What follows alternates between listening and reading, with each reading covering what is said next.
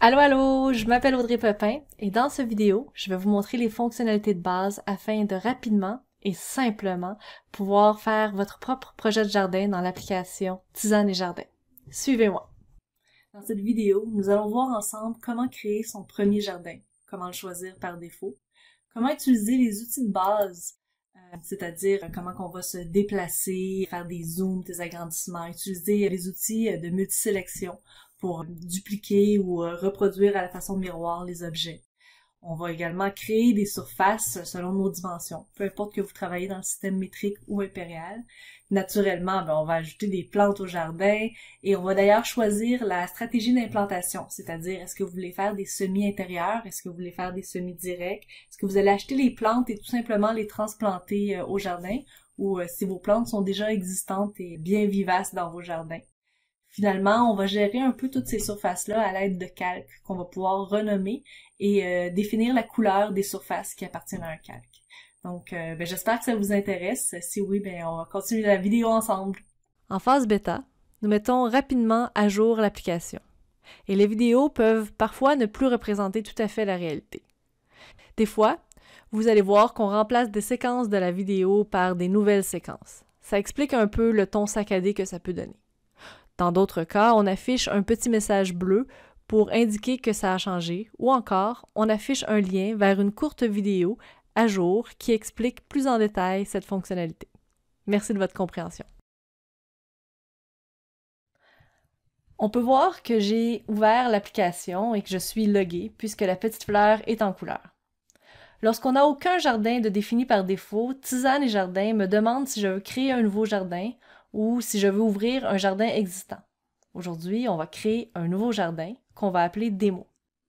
Je vais conserver cette petite case ici cochée afin qu'à la prochaine ouverture, l'application ouvre ce jardin automatiquement. Et j'appuie sur « Créer un nouveau jardin ». Bienvenue dans votre nouveau jardin.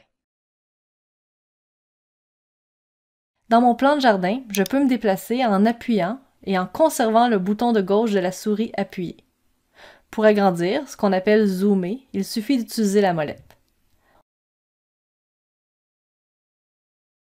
On va faire comme premier projet un bac à fines herbes. Je vais commencer par dessiner la forme de mon bac pour pouvoir mieux gérer l'espace disponible pour les fines herbes. Mon bac mesure 24 pouces par 42 pouces, donc je change le système pour le système impérial.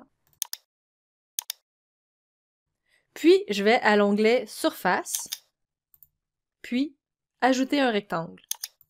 Parce que la surface est de couleur rouge, je sais qu'elle est sélectionnée. Je peux voir ses dimensions et les poignées bleues qui servent à modifier la forme de la surface. Je clique sur les carrés bleus pour modifier la longueur et la largeur, soit 24 pouces par 42 pouces. Et je retourne en métrique.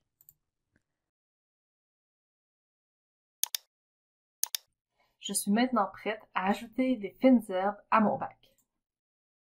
Je sélectionne l'onglet Plantes. On peut voir que le système me propose plusieurs centaines de plantes.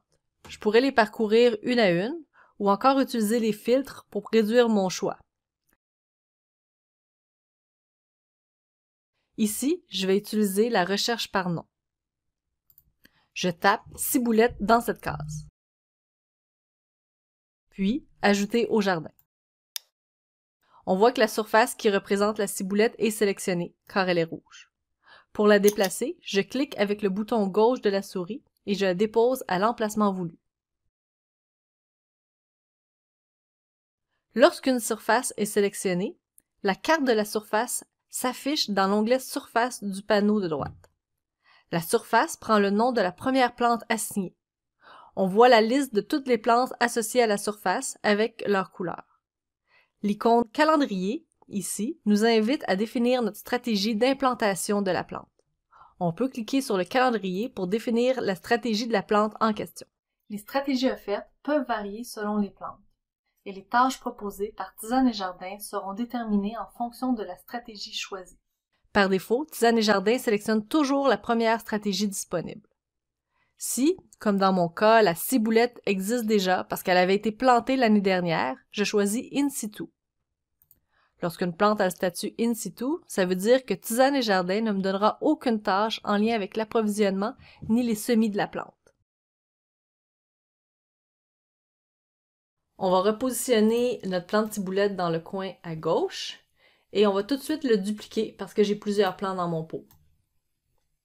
Maintenant, on va ajouter de l'aneth, toujours de la même façon. Donc, l'onglet plante, on écrit aneth.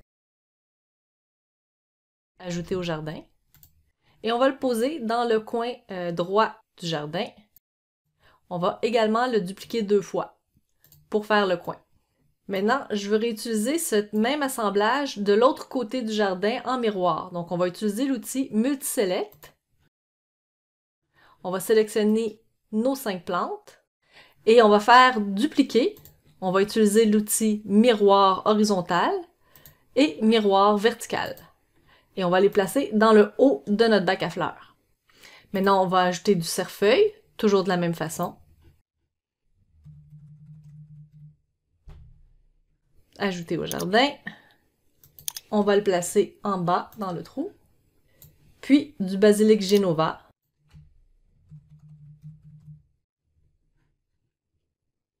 Qu'on va ajouter au jardin. Et finalement, 2 plants de persil.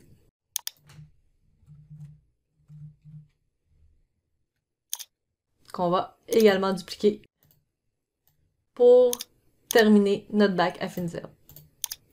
Donc voici un petit sommaire des fonctionnalités que nous avons vues.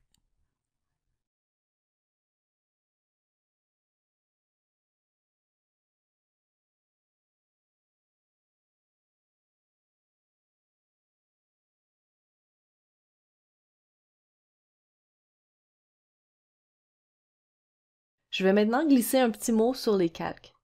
Je peux voir que mes surfaces sont associées à un calque. Par défaut, il se nomme calque 0. Et je vais maintenant le renommer bac à fines herbes.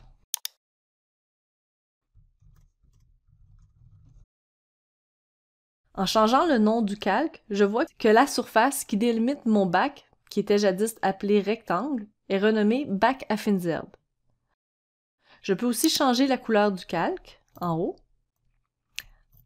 On voit que la surface bac à fines herbes prend la couleur du calque, mais pas les autres surfaces qui, elles, conservent la couleur de la plante auquel ils sont associés.